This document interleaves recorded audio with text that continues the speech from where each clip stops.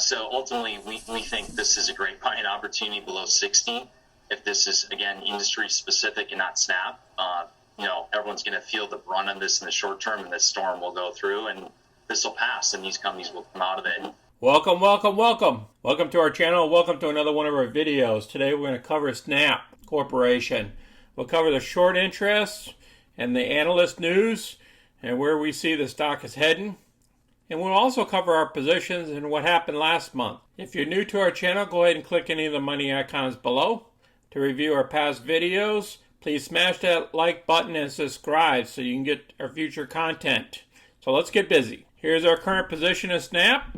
The other cover calls from the previous week expired. We just kept that cash and we turn around and play some more cover calls for this next week. That expire on Friday. If everything goes well, we'll achieve $1,196 in 9 days. For the month of October, our premiums of profits were $6,444. And after the capital loss and everything and the margin fees, it came out to $5,826. That was a 4.5% return in 1 month. The market is still open for another 15 minutes or so. As you can see, the S&P, the Dow, and the NASDAQ is up about 0.3%, and the Russell's flat, and Snap is down 3.42% with a volume of about 21 million shares versus the average volume of 20 million shares.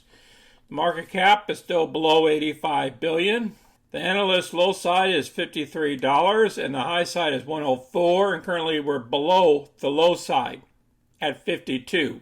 Our short interest update. The short percentage of the float is 4.6%, almost 5%. It's a decrease from September 30th to October 15th of about 600,000 shares. I'll place this article down below.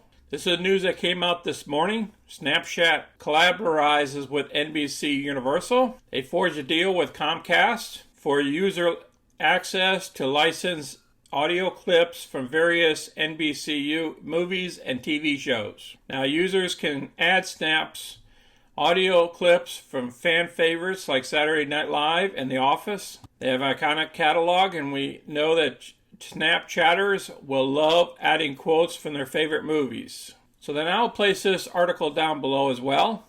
Why Snapchat plummeted 28.8% in October. The problem was Apple. They turned around and changed some of their latest iOS operating systems, and that affected Snapchat as well as Facebook as well. With a lot of innovation and augmented reality and virtual reality, Snap's upside remains significant, but the recent introduction of new ad rules as well as its high valuation remains headwinds. Investors should have a well-researched view on Snapchat to navigate these cross-currents. So I'm going to place this article down below so you can review it. Let's listen to what this gentleman has to say. So any reason to think it is Snap specific? I mentioned earlier the daily active users, which actually did look like a beat. 306 million.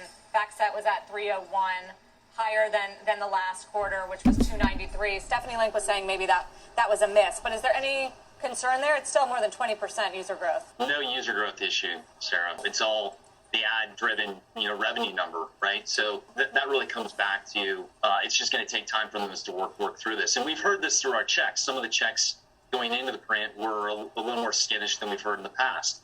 Okay, what we're going to do is we're going to place this video down below as well in the description. Looking at the options, as you can see here, there's a huge amount of options trading at the 53 all the way to 55.